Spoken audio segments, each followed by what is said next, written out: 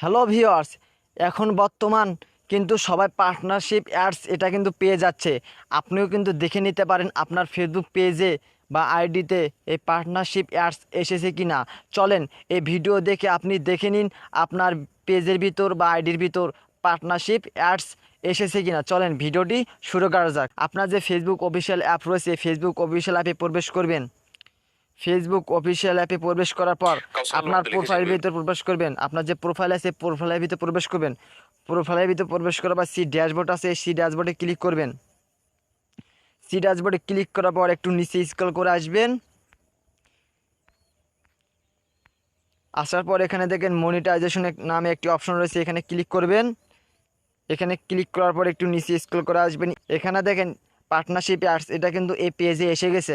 আপনাদের যদি আপনাদের পেজে এসে থাকে অবশ্যই চেক করে আমার ভিডিওর কমেন্টে জানাবেন, এবং এর পরবর্তীতে এটা নিয়ে একটা গুড নিউজ দেবো ইনশাল্লাহ।